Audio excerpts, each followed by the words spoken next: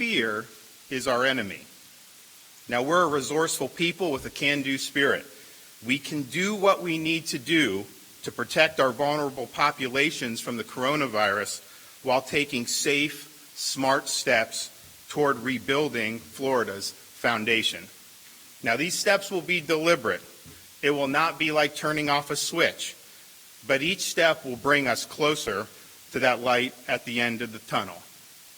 The only thing we have to fear is letting fear overwhelm our sense of purpose and determination. Now, I'm going to outline the thoughts, the data that has led us to pursue this course, and this is something that we've been working on for a long time, and I think it's something that's very, very important. So we are going to be guided in this recovery process by certain fundamental guiding principles, public health and safety. And this has brought it to the fore even more, but this is something we should be concerned about across the board, even apart from the coronavirus. We also want to make sure we have our vulnerable populations protected.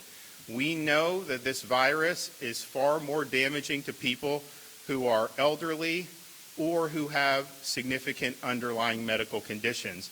And we need to do things such as what Florida has done to protect nursing homes and continue to do that going forward. We also need to make sure our healthcare system is ready, make sure we have adequate resources and beds and the staff is protected. We obviously need an economic recovery. The problems that will result if you have protracted massive unemployment are significant in the realm of health, in the realm of social costs, and of course in the realm of economic activity. We also are going to protect people's civil liberties and constitutional and individual rights. There have been wide-ranging and punitive orders issued in various regions of this country. People have rights. The government needs to protect health, but we should not go beyond what is necessary to do that. We also want public confidence. One of the reasons we're going to take a very slow and methodical approach is because we want to make sure we build as much confidence as possible with the general public. We're also going to be partnering with local communities, which is what we did from the very beginning. We knew the epidemic was going to be different in Southeast Florida, and we worked with those counties differently and treated them differently than we would in, say, Jacksonville or Northeast or Northwest Florida, where the epidemic was significantly less. Our plan from the beginning to fight COVID-19 is going to continue. Nothing's going to change about that. We are going to continue to protect the vulnerable. We are going to continue to increase testing, and I'll outline those steps in a minute. We'll continue to promote various forms of social distancing. There's a, I think, unfortunate habit of people, particularly in the media, to conflate shelter in place with social distancing. Social distancing involves a whole host of things that can be done to help reduce the spread of the virus. Number 4, we have to support hospital capacity and our healthcare workers. We've done that. We'll continue to do it. And then we want to prevent the introduction of the virus from outside the state. We did that when we screened the people fleeing New York City. We've done, I think, 25 to 30,000 of those. We're also talking with the president about when international flights are coming into places like Miami, what could we do in terms of testing people before they get on the plane so that it's not constantly being introduced to our society. We need to focus on facts and not fear. And I think that there's been a lot that's been done to try to promote fear, to promote worst case scenarios, to drive hysteria. And I think people should know that that worst case scenario thinking, that has not proven to be true. So let's just take a quick look so people know. We were told, oh,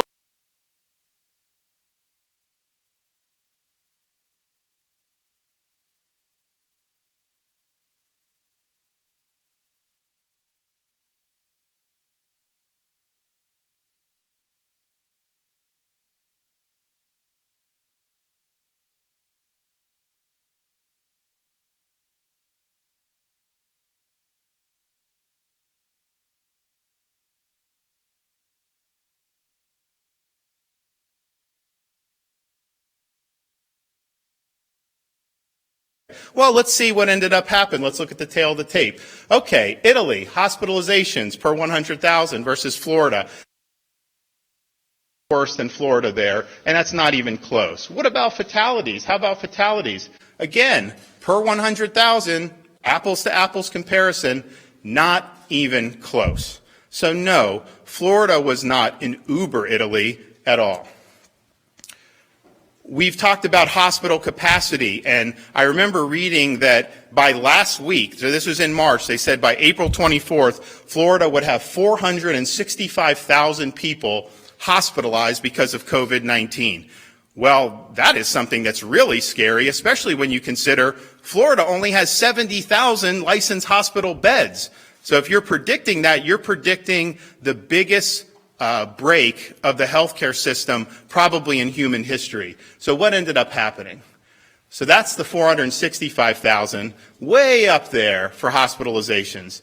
You look down, 2,111 hospitalizations. So they were off by about 463,000 hospitalizations. Again, that was a scary thing when you're saying that, because you would have hundreds of thousands of people that would have no medical care at all. And you would have way excessive fatalities, and it would be an absolute catastrophe. So we're at 2,000. They predicted 460,000. Okay.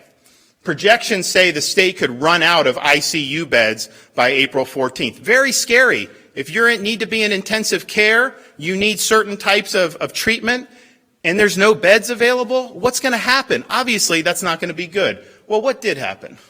Florida's ICU bed availability today, 36.5% of the ICU beds in the state of Florida sit empty. We didn't run out of ICU beds. Ventilators. When no more ventilators are left, they said there will likely come a point where there will be no more ventilators to shuffle around.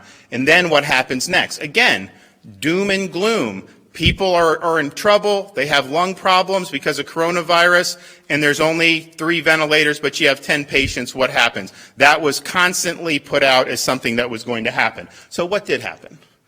Florida's never had a shortage of ventilators, not even close. In fact, here's the ventilator usage. So we have about 379 patients currently on ventilators.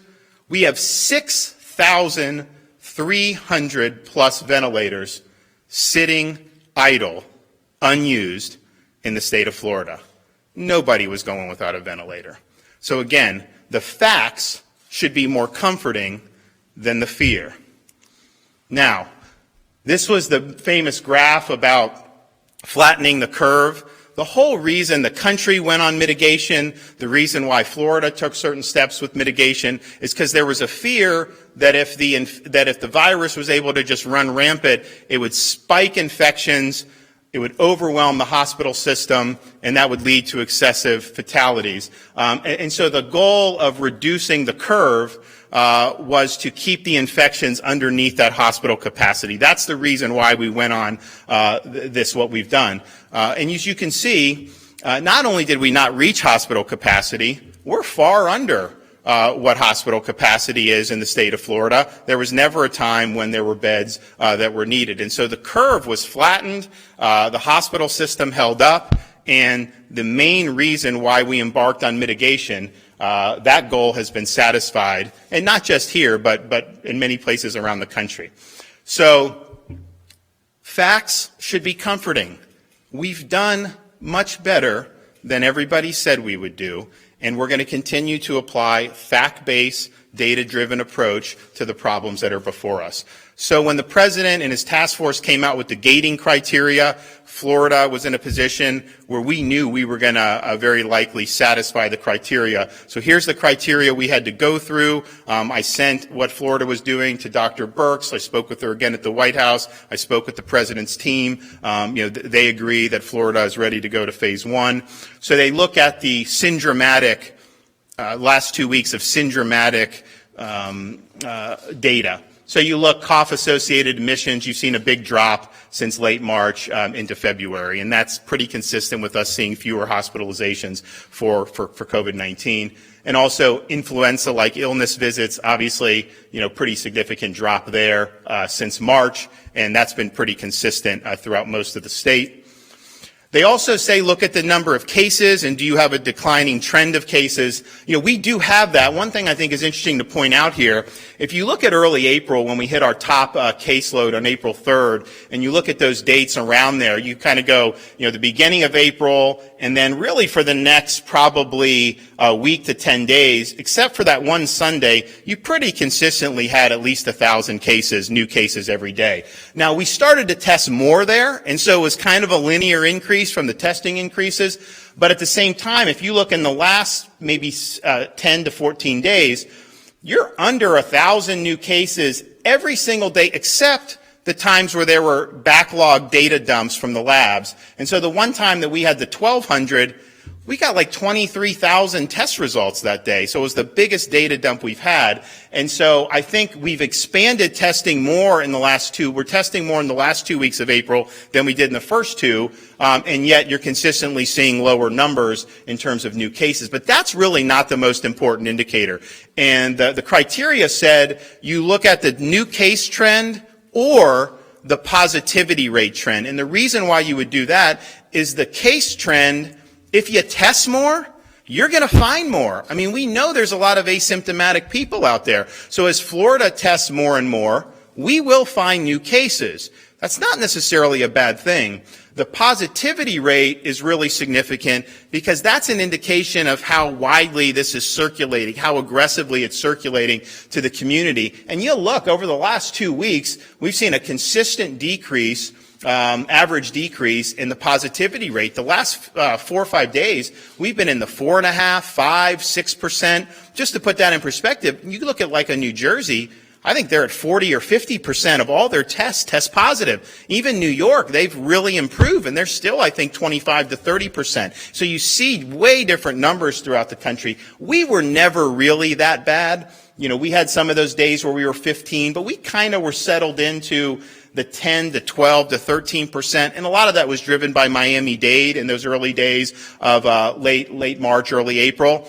Even Dade's positivity has gone down. You look, as we've done the test sites in Palm Beach, they were at 18% probably 2 weeks ago. They're now closer to 10%. And so that is really, I think, the trend that we like to look at. So you qualify either way, but I prefer the case positivity trend. And then the final criteria is you have to be able to have crisis care with your hospital system. Well, we have more beds available. We have more beds available today in the state of Florida than on March 1st, and by a significant number. And March 1st was kind of when the pandemic was just getting underway. So that's saying something. The hospitals have done a great job with this. We've done a great job of really making sure that we had the space if you had a surge of patients. And so those are the gating criteria that they're satisfied. Here you see the increase from March till April in terms of that's available beds throughout the state of Florida. I mean, we had under 20% available at the beginning of March, and typically these hospitals, they do run 90% full. Here, we've been running pretty consistently between 40 and 45% of the beds have been available over the last 5 or 6 weeks. This is just giving you a sense of kind of where Florida is, how we stack up for some of the other states. So case rate per 100,000 of the population.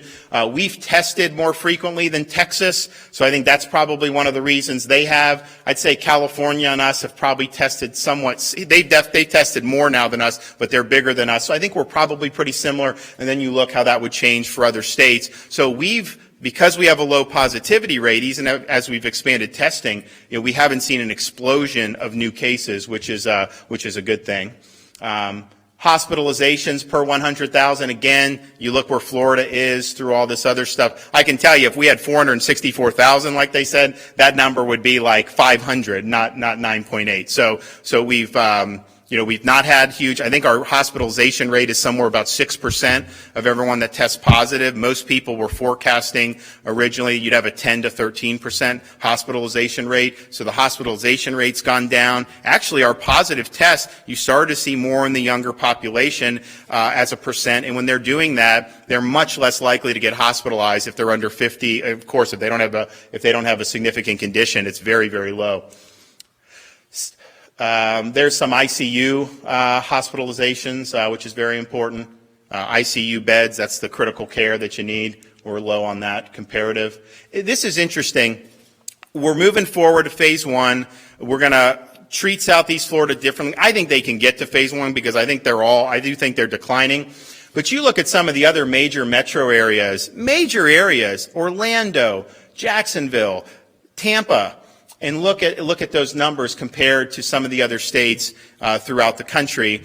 You've seen they've done a really good job of having few hospitalizations per 100,000 and having low fatality rates per 100,000. So my hat's off to those folks because I think that they've done very, very well. In fact, if you took out Southeast Florida and did the other 16 million folks and divided it by cases, hospitalizations, and fatalities, we would be incredibly low, and I think there was a lot of good work done. And quite frankly, Southeast Florida, they just had a lot of people from New York City coming down. That's kind of the normal thing. People didn't know that they were bringing the virus in February and early March. And so that was really the seeding of that. And I think that those other communities didn't have that quite to the same extent. We have hospitalizations, very small. I was in Tampa General.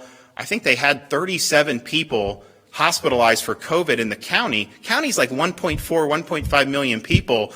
Incredible. The predictions would have had that way, way more than that. So those are good trends. And then fatalities, same thing, picture. Their rates are so dramatically lower from other areas throughout the country. Long-term care facilities. If you look outside of Southeast Florida, the fight to protect lives really centers on these long-term care facilities.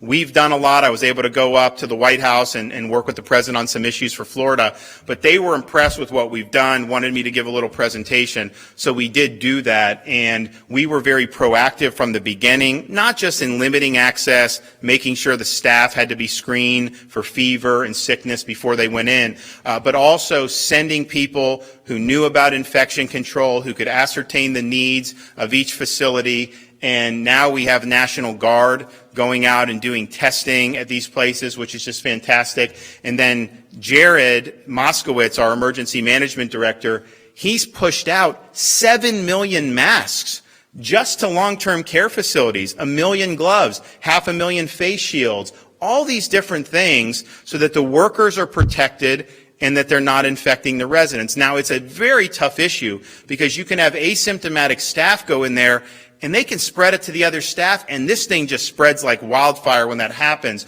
So you obviously don't want that to happen, but if it does, if you can identify the cluster and isolate them before it gets throughout the nursing home, then that's a great thing. So this is going to continue to be one of our top priorities. We've got to do, our rate of fatalities for long-term care facilities is way less than many of these other states. We really should be number one given our demographics, but this has made a difference, and we're going to continue to do it. And when you look at the fatalities in Florida, I would just point out when they're reported is not the same as when they actually suffered the fatality. So there was a report the other day where you had more, but then if you look at the dates of the fatalities, which is really what you need to look at to spot any type of trends, that is put up by date. So you see kind of the run-up as we got into April, and then we have seen a downtick. Now, some of those days may end up getting backfilled, so you may see some more as the reports come in, because sometimes these things are held for 4 or 5 days before they're reported to the Department of Health. But that's kind of the trajectory. Obviously, we don't want to see any fatalities. Same time, having like 40 or something in a day for how big our state is compared to, just compare it to like a borough in New York City, and they would have, hundreds sometimes a day, which was obviously unfortunate. So the testing, part of our strategy in phase one is to expand testing beyond what we've already done. Now, we have pioneered, I think, the concept of walk-up testing. We did all these drive-through sites, which are very important, but we knew that there were underserved communities that could benefit from having a walk-up testing site.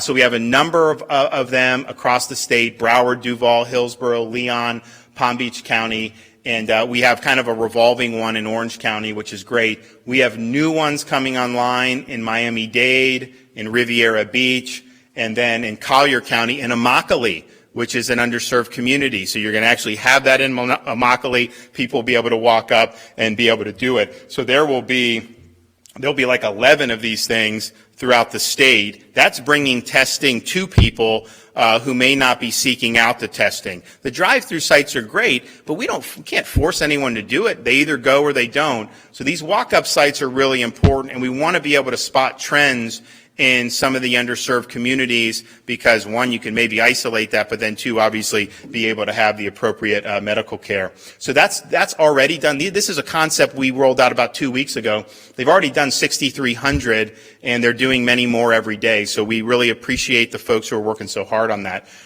The drive-through testing sites, the state supports a number of them throughout the state. We're going to continue supporting all of those. I'm going to have National Guard continue to be out there so that people can be tested. So you have Hard Rock Stadium in Miami, Jacksonville Jaguar Stadium, Orange County Convention Center, C.B. Smith Park in Broward, which is probably our most popular site anywhere in the state. You have the Marlins Stadium, you have the Bucks Stadium, you have the spring training facility in West Palm Beach, and then you have the one in Delray Beach. And so when you have the testing, it matters. Palm Beach, they had about a 18 to 20% positive rate. We put those 2 test centers in, moving through hundreds of people a day. Now their positive rate is, I think, 11%. Because as you expand testing, more people have access, you get a better sense of how it's moving throughout the community. So I think that that's been very successful. I made the point at the White House, and this is just a fact, all those sites have the capacity to do at least 750 drive-in swabs a day. We are not at capacity on any of those. And if you have symptoms, we don't do minors, but if you're 18 or over, you have symptoms, go. If you're a healthcare worker, first responder, you want to get tested, go. If you are somebody who doesn't even have symptoms but just thinks you may have been exposed, go ahead and go. We do have the capacity. We've not run out of capacity in any places. If we obviously get to the point where we do, then we will expand accordingly. But that is just the reality that we've been doing.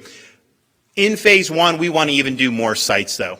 Because, for example, the C.B. Smith site in Broward is great, but that's in the western part of Broward County. What about something closer to the downtown business district? Someone's going back to work, they have an issue, they want to get a quick test, have a place to go. So we're going to put one in Fort Lauderdale. We're going to put one in the Florida Panhandle in Escambia County. Now, they have not had a significant outbreak compared to other parts of southeast Florida, but it's important to be able to have the access for our folks in northwest Florida. Lee County, we're going to have one on the Lee-Collier border, most likely. No, actually, we're going to do it at the Twins Stadium. So we're going to do it at the Minnesota Twins Stadium, and people will be able to go into the parking lot and do that. We're also going to do Sarasota Manatee, because I think you do need more testing. Manatee has had nursing home outbreak, so having this center may help. Maybe some workers will go. We are sending National Guard in that area, but I think that will be a very good thing. And then in Miami-Dade, we're actually going to have a hybrid drive-in and walk-in site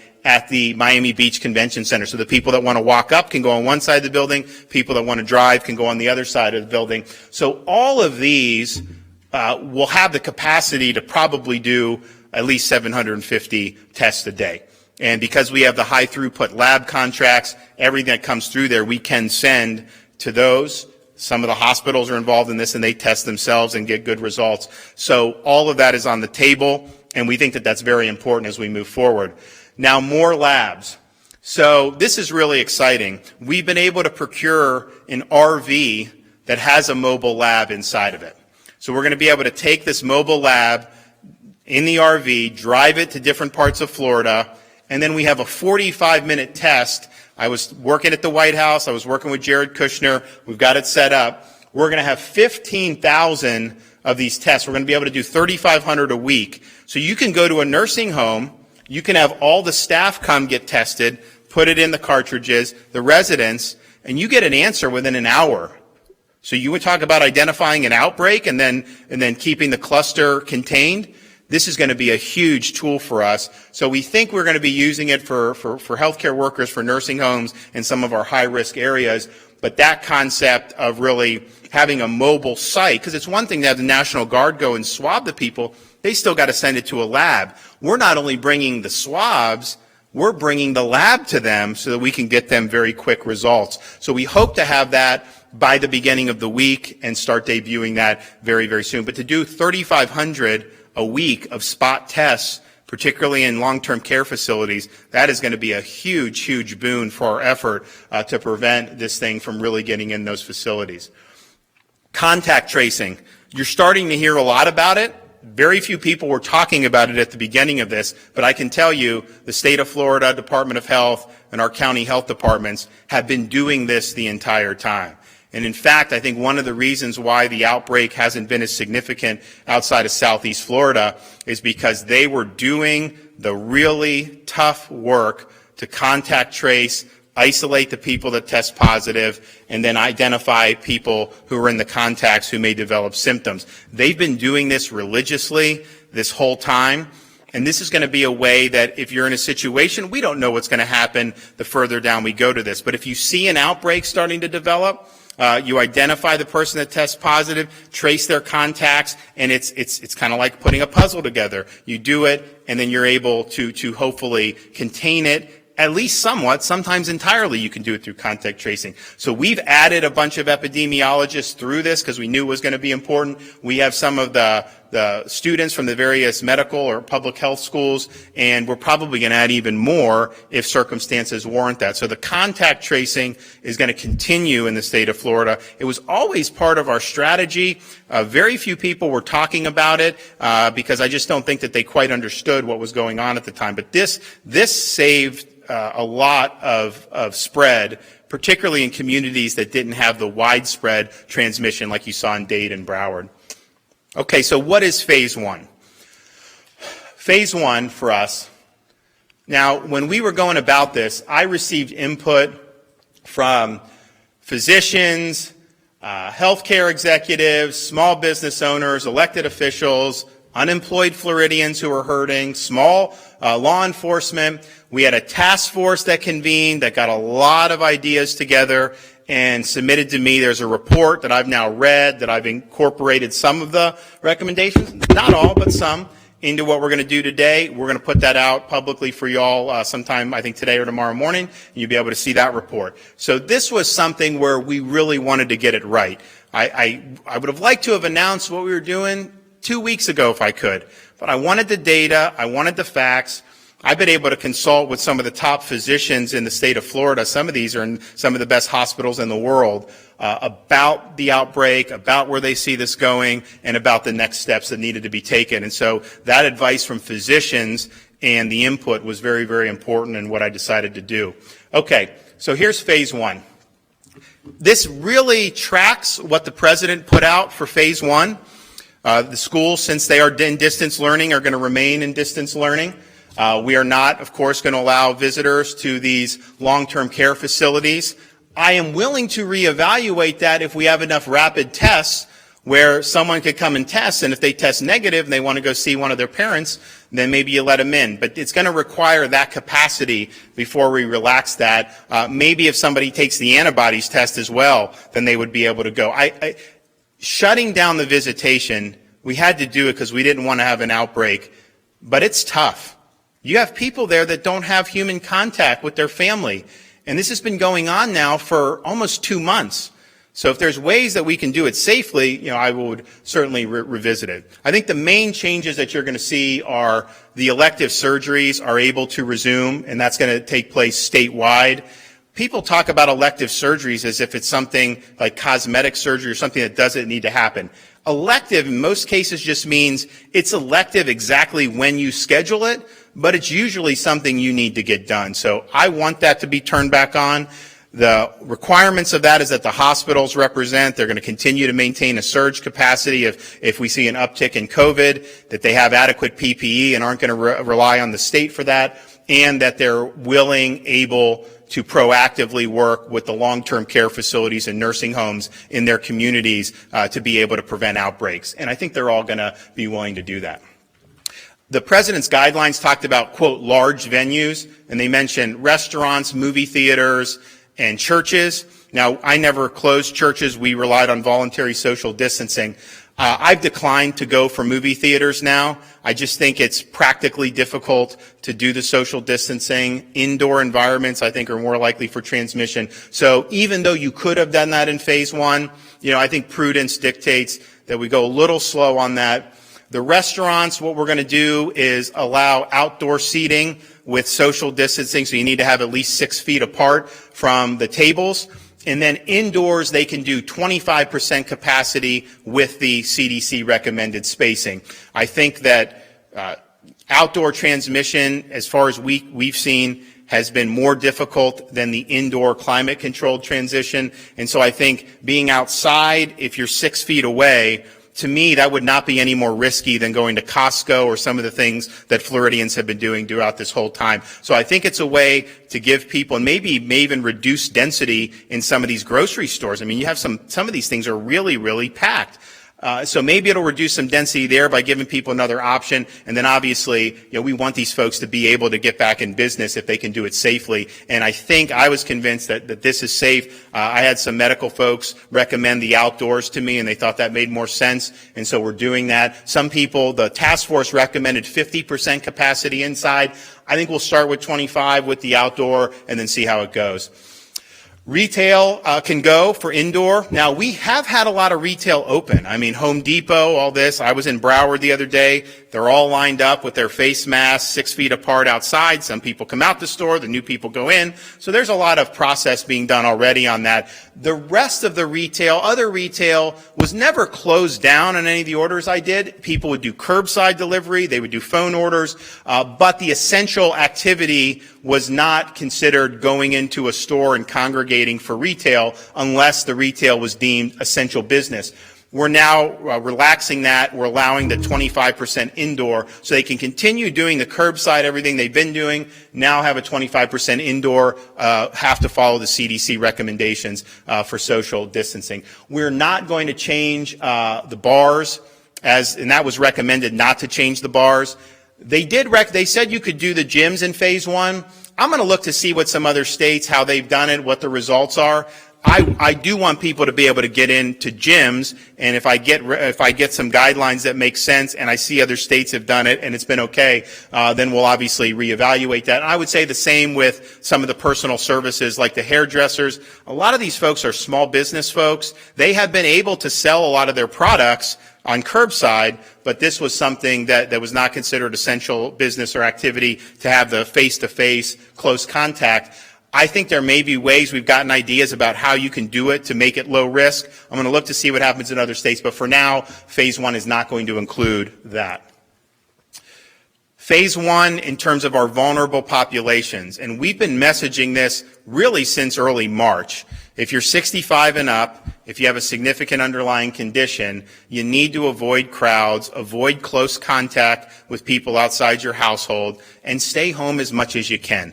This is a disease. If you look at our fatality rates, we have at least 93% of the fatalities, I believe, are 55 and over, close to 85 or 65 and over. Between 80 and 85% of our fatalities in Florida are 65 and over. So the risk is greater in these groups, and we advise them to continue to urge caution in how they interact. There's a lot of social distancing that's going to be going on. Restaurant, retail store, obviously the essential businesses we've been having of doing social distancing. I would tell people the most important social distance we can do is distancing the vulnerable population from those who are not. Because if you're not vulnerable, you may be a carrier of this and not have symptoms or not know it, and you have a risk to pass it along. So if we can do that, we're going to see a lot of progress be made as we go forward. We're going to continue with the CDC guidelines about physical distancing when in public, social groups at 10 or fewer. We're going to continue doing that. And we're recommending face masks if you're in face-to-face interactions with people, particularly in the workplace, and if you can't adequately social distance. So this is we're not going to fine people if they don't do it. And I think sometimes if you're going by yourself for a jog, you probably don't need the face mask. If you're in a face-to-face business, that to me has got to be a business practice. And then if you're in situations just in the public where you may not be able to keep that distance, then this is a good thing to be able to do.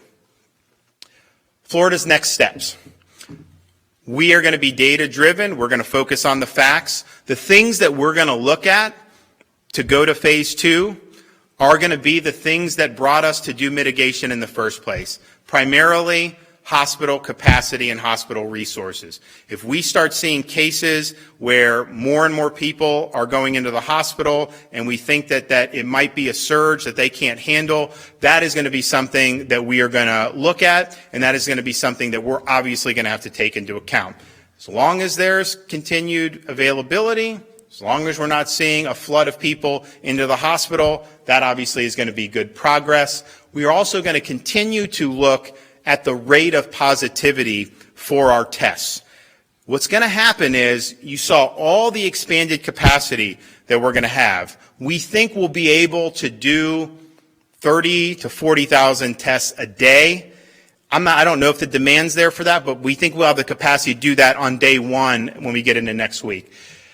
What'll happen if you do 40,000 tests? You probably are going to find people who are asymptomatic and who are positive, who aren't going to need to be hospitalized, certainly are not at risk for fatality, but you're going to find those folks. So you may see the total number of cases go up.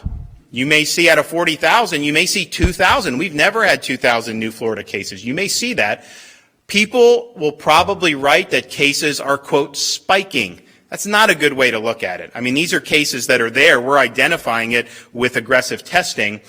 The rate would still be 5% if you were doing it, if you were looking at that. So we're looking at the positivity rate more so than just the raw number of cases, because the raw number of cases does have a relationship to how much you're testing. I mean, we had 530 new cases yesterday, but we only had 8,000 or 9,000 test results, whereas we've had other days where we had 800 new cases, but we had like 15,000 test results. And so looking at it that way is something that is going to be very, very important. And so those are going to be the type of metrics that we're looking at. We're also going to be looking at some of the syndromatic symptoms in terms of if you see certain things with hospitalizations, people going to the ER visit for things like cough or fever. That's something that we're going to be looking at for sure. So we're going to be safe, smart, and we're going to do this step by step. We are trying to build a foundation for the future of the state of Florida. We did not ask to be put into this situation. This was thrust upon us largely because of the malfeasance of the Chinese Communist Party. We are where we are, but I think that we can get through it. I think we can build a foundation. And I'm reminded of an old story, an anecdote from the Middle Ages where you had 3 stonemasons. They were working stone in Germany. They were just hard at work. You had an observer there that asked the first mason what he was doing. First mason said, "Sir, I am shaping stone." He then asked the same question to the second mason. The second mason said, "Sir, I'm making a wall." Well, he finally got around to asking the third mason, and the third mason was very excited and proud to proclaim, "I am creating a cathedral." The cathedral that we are building today is a state that is healthy, safe, prosperous, and free. We can do it. God bless you all. Thank you very much. You listed a couple of benchmarks there, hospital admissions, test results. How long does the current trend need to stay in place without those things happening before you go to more restaurants, maybe bars, hairdressers? Even you look like you need a haircut. Oh, I need it worse than anything. I haven't had a haircut since February. And so, it's really interesting how some of these talking heads on TV, it's particularly the ones that don't want anyone to go back to work, how come they always look so clean shaven? They always look so nice and kempt. How does that possibly happen if they're not allowed to get a haircut? Gee, I wonder what they're doing. So there's not going to be a firm time. I thought about doing it that way, but we look at the data on an hourly basis, on a daily basis.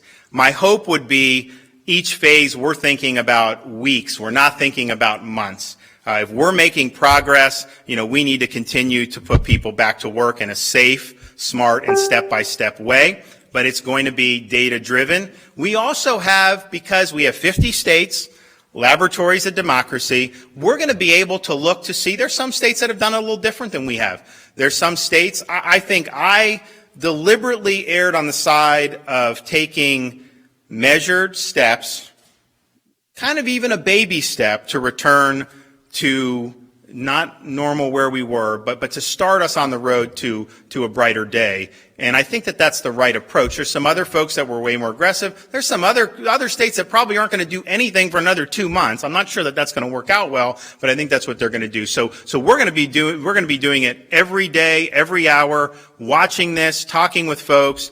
I really like the trends, particularly outside of Southeast Florida. But if you look at Southeast Florida, you are seeing downward movement, and it's not going to probably happen as quickly for them as it did for Orange or Hillsborough or some of these others, but I do think it's going to happen. I think they've worked really hard. We've worked great together with them, and we're going to continue to do that.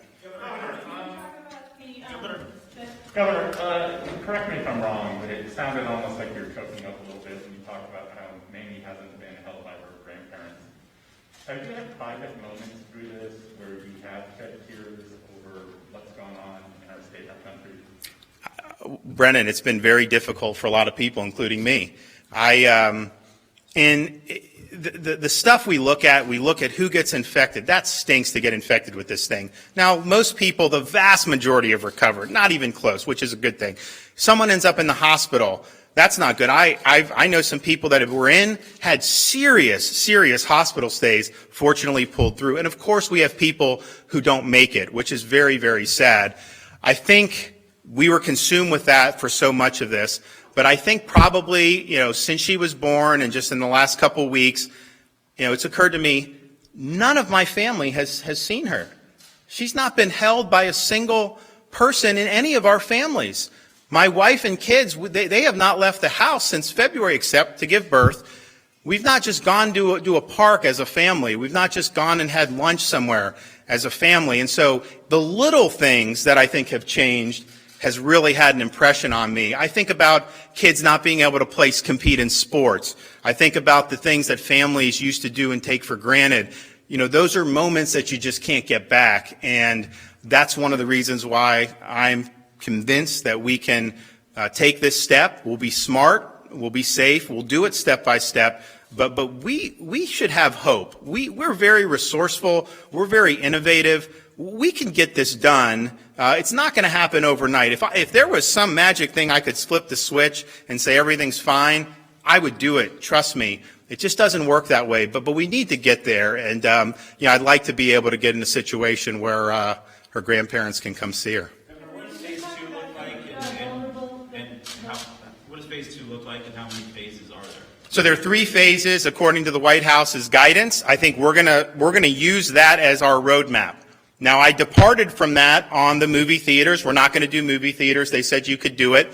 There are elective surgeries is a little more aggressive than what they had. They only wanted outpatient, but because we have so much hospital space, we believe that they can do inpatient and still accommodate any patients that would come in for COVID-19. So we'll do the same thing. I think, I'd have to look at it, but I think you would do more, maybe you do some limited seating in bars, but not have people kind of freelance together. You would do some social distancing in some of the larger venues. I would like to get to a point, I'm not saying we're going to get it in May. I've helped recruit, I wanted the wrestling to be filmed in Orlando. I'd like them to do WrestleMania. They were going to do WrestleMania in April. That was hundreds of millions of dollars. I want to keep that good relationship. I want them to invest in Florida. We got UFC to come to Jacksonville. Again, there's not going to be any fans, but I think those are going to be a good event for people. I work with Phil Mickelson on making sure they have what they need for that Tiger Woods match. So there's going to be a lot of good stuff going on, but I don't think we're probably ready to have fans. But I do think if the trends are good, I think as you get into June, July, I think there is a window to have some fans. You're not going to have everyone packed in.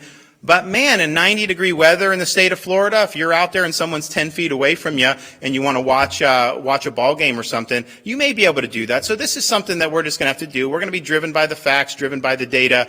But I think that Major League Baseball coming back, I'm hearing this. I think that that's going to be exciting for a lot of people. And I just think that there's going to be a lot of possibilities. So let's just be resourceful and creative.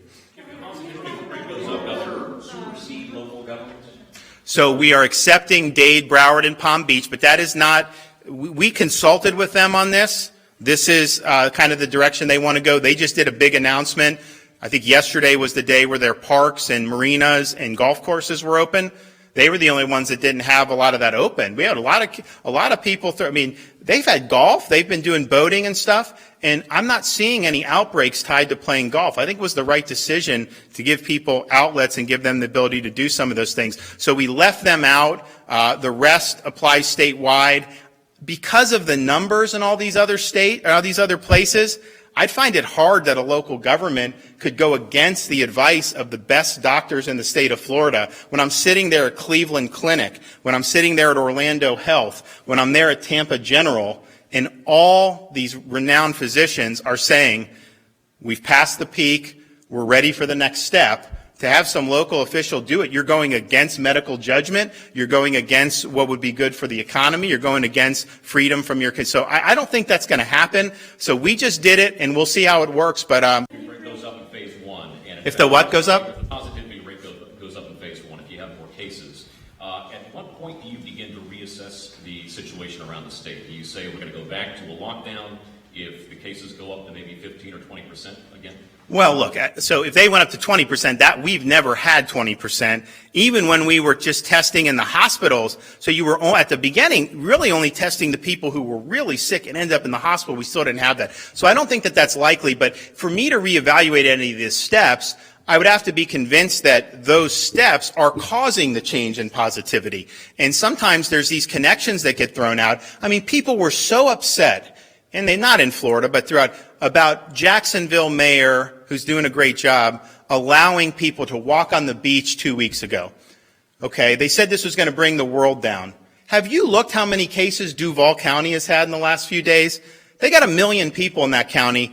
I don't think they've had very many. I think it's been very, very low for a county that big. So people will say, oh, this, and there's no connection to it. And so I would look to see if there's something that's being done that is sparking some type of an outbreak, then of course you have to reevaluate it. But I wouldn't say, oh, well, we should just restrict X because Y happened if there was no connection between the two of those things. And so one of the things I think people, though, should know as we go forward, you study all these super spreading events that have really spread like wildfire, there are a lot of things in common for these things. There was the big funeral in Albany, Georgia.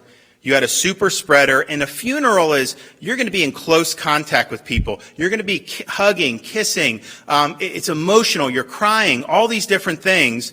And there's a lot of very close contact. Well, this spread like wildfire throughout the funeral, infected a bunch of people, and you had a large number of fatalities just from that funeral in Albany, Georgia. You look at when the New Rochelle super spreader, he was somebody that was going to religious services, was very close. I think he went to like a business conference. He was doing a bunch of things that were really close contact with other folks.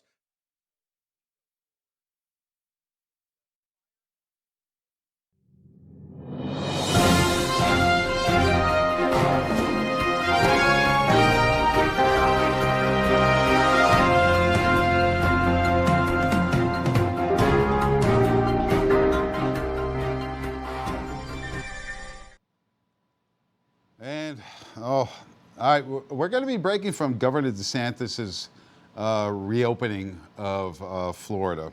I wanted to get some people to call in. It's going to be 239-645-1291. We're going to take a quick break here in just a little bit. I just wanted to come and tell you guys about phase one. Schools are going to remain closed for the rest of the year. So visits to home, such as hospice, assisted living, and nursing homes are going to be permitted. Elective surgeries are going to resume. And of course, you know, we're giving the top 1% to start making their money again. Restaurants for outdoor seating is going to be 25% capacities.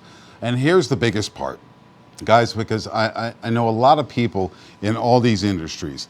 No bars, no gyms, no movie theaters, no hairdressers, no nail salons are going to open back up.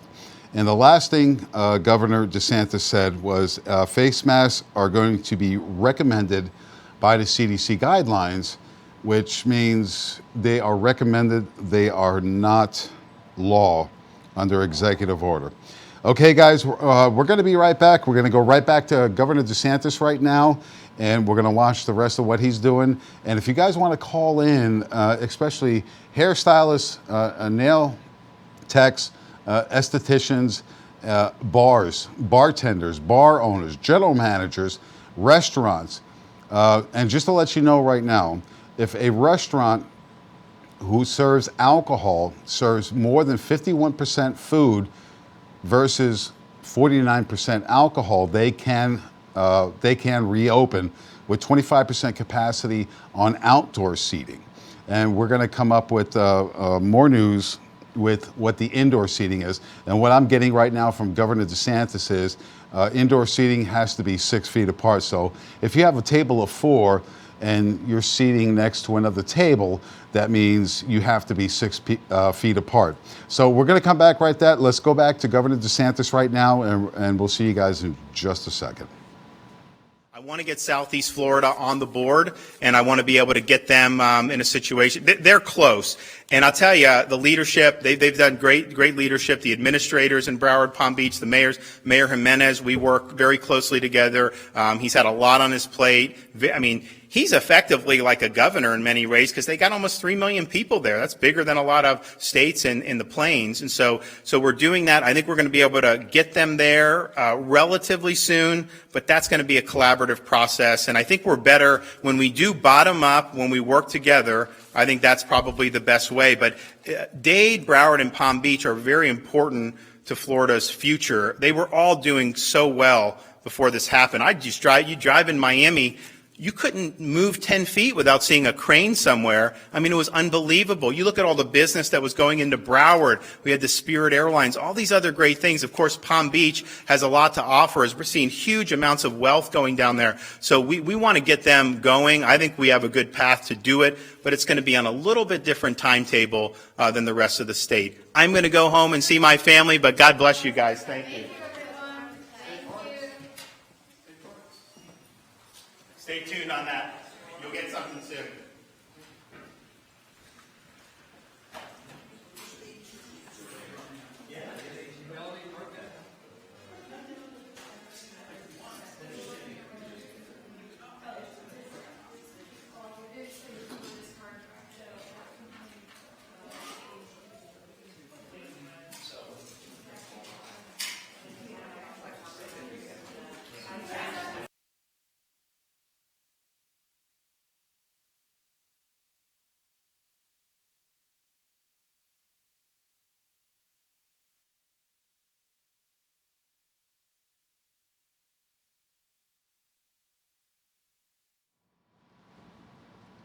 Okay, I'm Michael Markovina for WLJE News. You just watched the governor for the past hour, maybe not even an hour.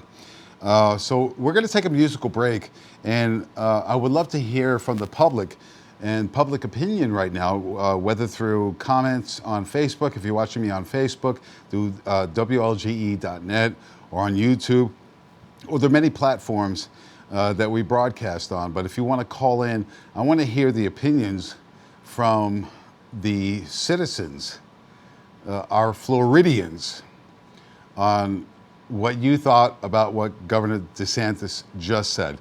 So just to recap, restaurants, outdoor seating, no more than 25% capacity.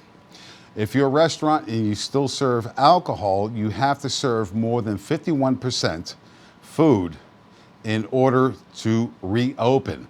If you're a bar that does serve food, but you serve more alcohol than food, you cannot reopen. Governor DeSantis also said no bars, no gyms, no movie theaters, no hairdressers, which also means nail techs and estheticians are going to stay closed. And as far as I gather right now, that means indefinitely, because he never said the order is supposed to end tomorrow. The order began on April 3rd and was supposed to go until April 29th, which is tomorrow. And this order is supposed to end tomorrow night, April 29th. Executive order from the governor's office 20-91 is supposed to end midnight tomorrow night. But here we go with Governor DeSantis after meeting with President Trump yesterday. And I'm going to recap this one more time. Phase 1 includes schools will remain closed for the rest of the year. Visits to homes, assisted living care, nursing homes, and hospitals are going to be prohibited. But yet, elective surgeries can resume. Restaurants with 25% or more or 25% or less capacity with outdoor seating can open. But restaurants who sell more than 51% food comparative to 49% alcohol can reopen with 6-foot distancing inside their restaurants. And here's the biggest thing. No bars, no gyms, no movie theaters, hairdressers, nail techs, estheticians, nothing is going to be open.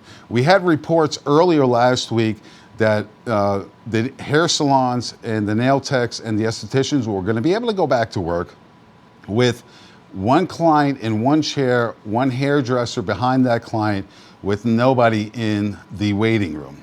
Well, that was false. So, and face masks are also recommended through the CDC guidelines and also to keep 6-foot distancing. So I really want to get your guys' opinion right now. Please call in 239-645-1291.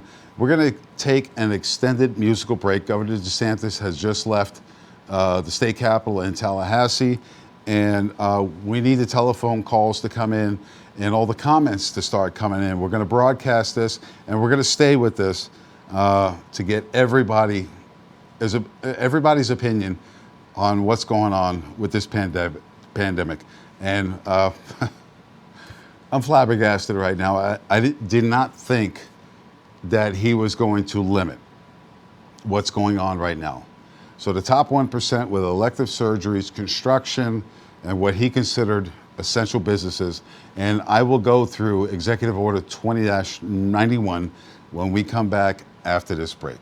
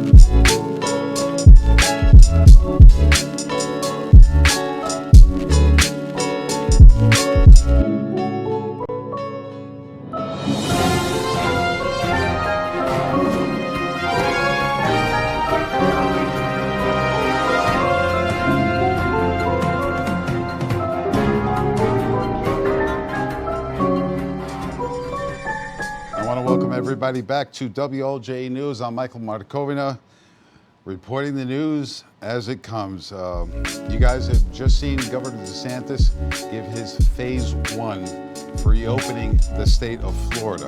I just want to go back to Executive Order number 20-91. And it says, whereas on March 1st, he issued Order 20-51 directing the Florida Department of Health to issue a public health emergency on March 1st. And I'm going to keep going down all the way to 2091. And as soon as I will get there, I will let you guys know. 2091, Section 1 says the Safer at Home Order. This was an order for senior citizens and individuals with a significant underlying medical condition, such as chronic lung disease, moderate to severe asthma, severe heart conditions, immunocompromised status, cancer, diabetes, severe obesity, renal failure, and liver disease, shall stay at home and take all measures to limit the risk of COVID-19. So we just watched Ron DeSantis live, and I have a friend of mine, Star. She owns and runs a nail salon up in Sarasota, Florida. Star, are you there?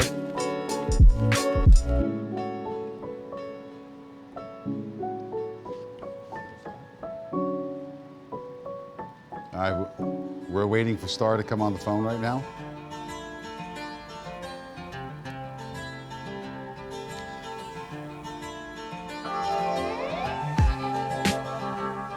Okay, while we're waiting for Star to come on the phone, many thousands of people fled the New York City region to Florida, following New York State issuing a shelter-in-place order, thereby jeopardizing the health and safety of Floridians.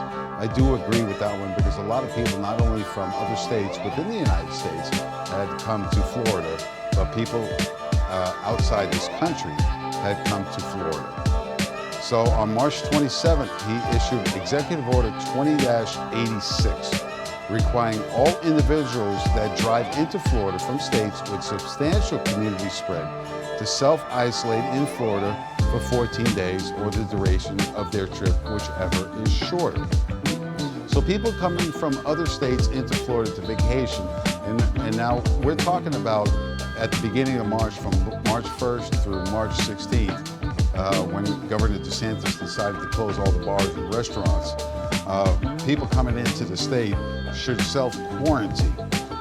I don't know what the law enforcement was on that to watch those people self-quarantine, but I guess they did. And you know, a lot of the big counties that were affected by COVID-19, Miami-Dade and Broward, being the two biggest counties right now, with the most death rates, the most hospitalization rates, and the most COVID-19 rates. So I want to go to Executive Order 20-83, directing the State General, Surgeon General, and State Health Officer to issue a public health advisory. Now this is coming on March 24th. This is 6 days after he already closed the bars down. Urging the public to avoid all social and recreational gatherings of 10 or more people, and urging those who can work remotely to do so. This state we are dependent upon tourism. Not only tourism, but our elderly who decide to retire and come down to the state of Florida. But the elderly, it seems, and Governor DeSantis said earlier on his broadcast that 85% or more were 65 years or older that have died from COVID-19, which is in lines with the H1N1 flu, the influenza A and B. So on March 24th, he issued Executive Order 20-83, directing the state, oh, I already went through that, sorry. Sorry guys, I'm so flabbergasted right now that I really don't know what to do. I have so many friends in the bar industry, the hair industry, nails, estheticians, and restaurants are going to stay closed. And I have friends in the movie theater industry that are going to stay closed. So, essential services that he issued, and this is coming from 20-91. Section 2 Essential Services. For purposes of this order and the conduct it limits, essential services means and encompasses the list detailed by the U.S. Department of Homeland Security in its guidance on the essential critical infrastructure workforce. I don't know who came up with this critical infrastructure workforce, but when you start talking about the service industry down here in the state of Florida, tourism is number one. It brings billions of dollars to the state of Florida. Billions with a B. Billions of dollars within the state of Florida. You're watching WLJE News, and we're going to take a quick break. And after this break, we're going to have Star on the phone. She is a nail tech and owns her own nail salon up in Sarasota. And after this break, we're going to be talking to her live. We'll be right back.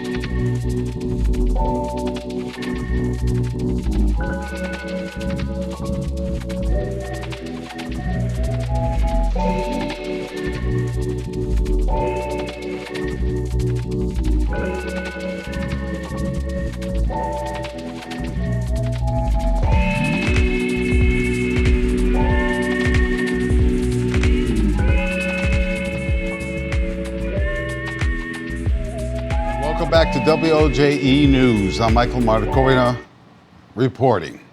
So we just heard Governor DeSantis on his Phase 1. Phase 1 states all schools shall remain closed. Visits to homes, nursing homes, assisted living facilities, and hospitals will be prohibited. But yet, elective surgeries shall resume. Restaurants with outdoor capacity of no more than 25%. Indoor capacity must adhere to the 6-foot distancing between each table. No bars, no gyms, no movie theaters, no hairdressers, no nail techs, no estheticians. So we have right now on the line Star from Sarasota, who owns a nail tech business in Gulfgate. Star, are you there? Yes, I am. Can you hear me? Yes. Can we Yes, get the I'm volume here. up just a little bit? Hi, Star. How are you? Hi, Michael. Could be That's a good. lot better, honestly. So you just watched Governor DeSantis's live broadcast. I mean, what are you thinking right now? My I don't have a. I'm not happy with the whole decision with what has been made for the fact that I'm independent. You know, I have an independent business. I have a child to take care of at home and bills and stuff to pay. And we just had a salon meeting this morning and so looking forward to reopening. I can feel you right now. I mean, I can hear it in your voice that this is devastating. Because, you know, It's very late devastating. last week and earlier this week, you know, reports were coming out that hair salons were going to reopen back up with one client in the chair, one hairdresser, but nobody in the waiting room. But now Governor Ron DeSantis has said, we're not opening no bars, no gyms, movie theaters, hairdressers, nail techs, estheticians. I mean, this is a big cut in the Florida businesses.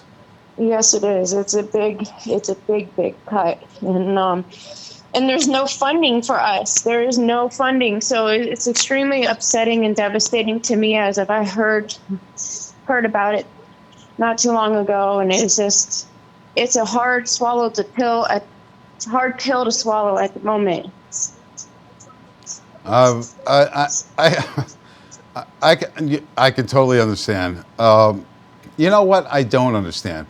I don't know why he went back on his order late last week and early this week. You know, because the hair salons, the nail techs, estheticians, the bars, the restaurants are tourism pluses for the state of Florida. We make billions of dollars here in the state of Florida. And you just mentioned, why isn't the Small Business Administration helping you out? That's a good question. That is a very good question. I've been denied for everything, and it's just not an easy thing to accept at all. I'm very, very unhappy with the decision that has been made. There could have been other arrangements for us to be able to open our small businesses, to be able to survive, and for our businesses to survive. And now, you know, I heard you say this can be indefinitely. You know, what does that mean for us? And I don't know that, Star, because, you know, all right, the executive order 20-91 started from April 3rd and was supposed to end tomorrow night at midnight. So Governor DeSantis, during his broadcast earlier today, has not said when no bars, no gyms, no hair salons are going to be open. He does not give an end date. And I'm kind of thinking right now, you know, where's the responsibility at? You guys wear gloves, you have face masks, especially a nail esthetician or a nail tech. Yes, So, and I've taken extra precautions as of my stuff is being ordered. I ordered the shield to go on my desk to protect myself and the girl that works with me, and to make sure that our safety and the client's safety. And here you spend this type of money and get yourself prepared for reopen, and now we can't open. well, what's for the future for you? I mean, the SBA is not helping, the government's not helping, whether it's the state of Florida or the federal government. What do you do from here on out? I honestly can't answer that question. I don't know, because who's hiring? There's nobody hiring new people. So I really don't know. All I can do is stay home and homeschool my son and hope that my husband can support our family in the meantime. Yeah, but eventually that money's going to run out.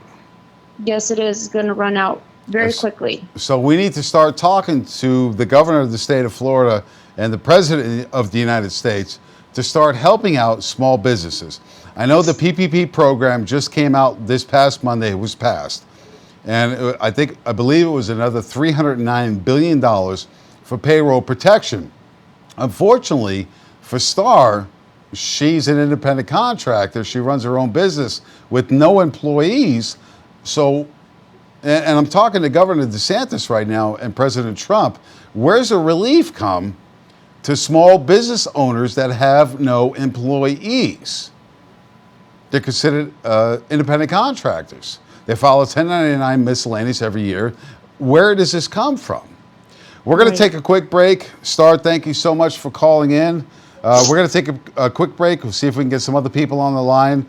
And let's get some opinions from a lot of other people, because this pandemic is not COVID-19 anymore.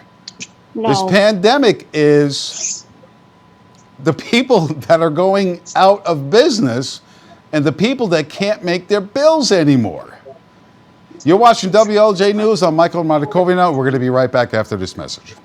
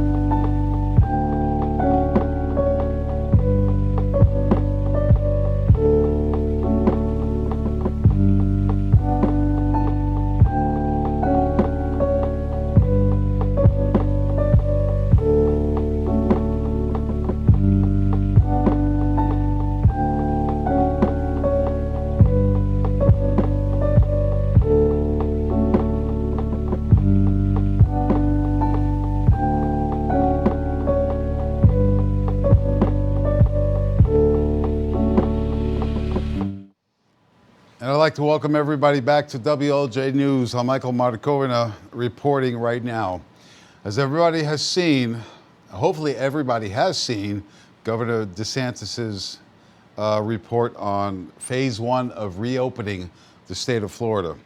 And if you've been watching the show, Star up in Sarasota, and we report live down here in Cape Coral.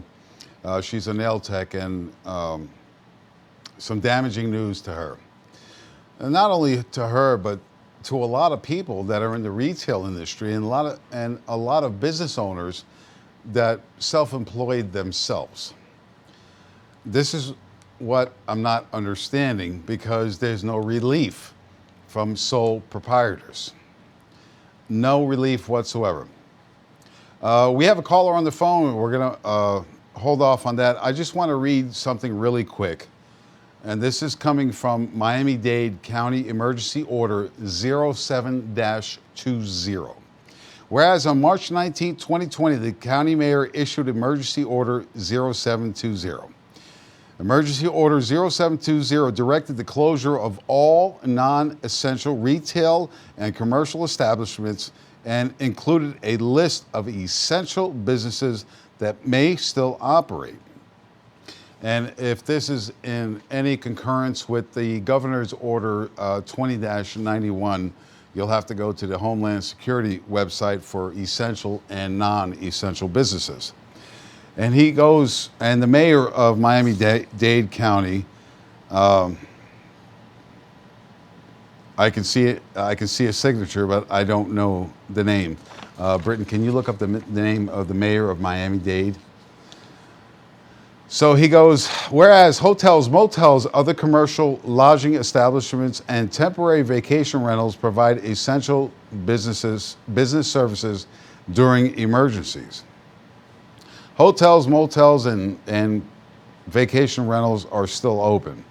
Whereas marinas, boat launches, docking, fueling, marine supply, and other marine services provide essential business services during emergencies, which coincide with the Homeland Security essential and non-essential business services. He goes on to additional retail and commercial establishment listed below. And here we go. Essential retail and commercial businesses will remain open, and they are gas stations, new and used automobile dealerships. This one, folks, I don't get. People can't even pay their bills right now, but you can still buy a car, whether new or used. Auto supply, auto repair, and related facilities. And this is within Miami-Dade County. Provided, however, that such businesses should ensure that customers practice social distancing as advised by the CDC. And here we go with private colleges, trade schools, technical colleges, but only as needed to facilitate online or distance learning. So if you go to a college right now in Miami-Dade, you can't go to the campus. Well, yeah, that takes care of everything. Who's that? Oh, Carlos Jimenez is the mayor. And that's right, because I have his signature right now. So waste management services, including collection and disposal of waste, of course. When we're staying at home, we have to have waste disposal. Any business that is interacting with customers solely through electronic or telephonic means and delivering products via mailing, shipping, or delivery services. So I'm so glad that all these businesses are considered essential when most of the Americans are going broke. They can't pay their rent, their mortgage, their utility bills, their car payments, their cell phone bills, etc., etc. So right now we have Matt on the phone. Matt, welcome to WLJE News. Thank you, and thank you for having me. So Matt, you're the GM for Spencer's here locally in Fort Myers, correct? I am the manager at Spencer's, absolutely. So you've been shut down since March 16th. How has that affected not only yourself, but the business? The business is relegated to just online sales, so we get a fraction of what we were getting. And from a personal standpoint, I know I had to release a lot of employees who were helping make a living with the paycheck they were getting there. So it's been kind of devastating. Right. So, considering Governor DeSantis's order earlier today, malls are still going to be closed, and he gave no definitive date of which they can be open again. How are you going to survive as the GM or any of your employees for Spencer's to survive? And it's a good question. We're kind of dependent upon the unemployment services and the stimulus checks from the government at this point, because we cannot go back until it's safe and the mall says it's okay to reopen. We're all kind of dangling in the wind. And given Florida's response and the ability to get out checks to people that have filed for unemployment since then, that's an extremely scary prospect. Exactly. And has Spencer's eligible for the federal payment or payroll protection program? Yes, they are. Well, that's good. Maybe we can keep your employees on the payroll for at least a couple of more months. I know I've talked to a couple of my employees, and they have had varying levels of success. But so far, it seems like most of them that have applied have received the Paycheck Protection Program payments as part of their unemployment status. So for however long that lasts, we're grateful. Well, that's great. You know, thank God for the federal payroll protection program, because Governor DeSantis never came up with anything like this. Have you received any news of when you can open back up? Not directly, no. I know that everybody in the Spencer's corporate world wants to reopen, but they're taking it very gradually, and they want to do it as safely as possible. So no jumping into the deep end of the pool, so to speak. Right. So say, for instance, this is not open until June 1st, because Governor DeSantis did not give us a date when we can reopen, because his original executive order expires tomorrow. And when he came on TV earlier tonight, he said, you know, no bars, no gyms, especially no malls, because nobody is going to be consistent with social distancing. So, I mean, what do you keep doing as a GM? I know you're on salary, but what do you do if it goes all the way to June 1st? And again, this is something where we're kind of hanging out in the wind, and just we are dependent on the government and the programs that have been put in place to help, because there's nothing we can do from an aspect of reopening if it's not safe and if it's not authorized. It's scary to think about, but at the same time, I would rather be broke and struggle paying bills than to know that we were endangering people's lives. I totally understand that, but and this is a personal question. COVID-19 is a virus. We've had viruses around for the last couple of thousand years, and there's no cure for a virus. For bacterial infections, we have amoxicillin and penicillin and everything else. So what I'm getting from the CDC right now is COVID-19 is going to be around for a long time. Why do you think people are overreacting on COVID-19 versus influenza A, B, or H1N1? Well, I think a lot of it is the fact that you can't find solid information about it. I know that there was an article earlier today that I saw that said that you still can't get proper death rates out of the state of Florida for how it's affecting people. And so people don't know how to react. It's more dangerous than the flu, but by a question of how much. You know, you get one person saying that only, 2% of the population is going to be, affected in terms of fatalities. But at the same time, if you're in a room with 100 people and you told them that 2 people are going to die, you wouldn't want to be in that room, because you wouldn't want any chance of those 2 people being you. So how is that, if you take COVID-19 right now and you take influenza A and B, which has killed from October 1st of 2019 to March 1st of 2020, has killed 60,000 people. Everybody's taking all these precautions for COVID-19, but yet when we come into the flu season, which the elderly and people with underlying conditions will become infected with the H1N1 or the influenza A and B versus COVID-19. And the only difference between COVID-19 and influenza is it's airborne, which means if you are responsible, you're a responsible adult or responsible GM or owner of a business, don't let your employees come to work if they're showing symptoms. Am I correct? Your company has something in place with that. We, unfortunately, in the retail business, there's not a lot of sick pay to go around. But in general, yes, we advise our employees if they are symptomatic in any way to not come to work. You know, maybe that's something we need to start telling the governor of Florida and the president of the United States that, hey, look, even though we have COVID-19 right now, which is a virus, even through the influenza season, we need to start taking precautions. Do you agree? Absolutely. Absolutely. The thing that's scary is, unfortunately, there's such a much longer incubation period. It's harder to tell when people are contagious because with the flu, within a day or two of infection, you're showing symptoms, whereas apparently with COVID-19, the incubation period can be upwards of a week, maybe even two, that you could be carrying it around and giving it to people before you know you're sick. Yeah, the COVID-19 incubation difficult. period is between 12 and 16 days. It's a little bit Right. longer than influenza, but, you know, influenza is a killer also. So, Matt, I want to thank you for calling in. I want you guys to tune in tomorrow for the two MOOCs. It's going to be at 11 a.m.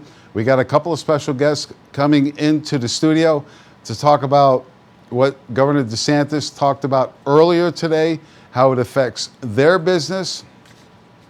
And right now, I don't know what to say. It's not a pandemic of COVID-19 anymore. This is a pandemic of businesses losing money, parents not being able to feed their kids, and the federal government and the state governments are not stepping up to help us. They are stepping up to help corporate America, but they're not stepping up to help us.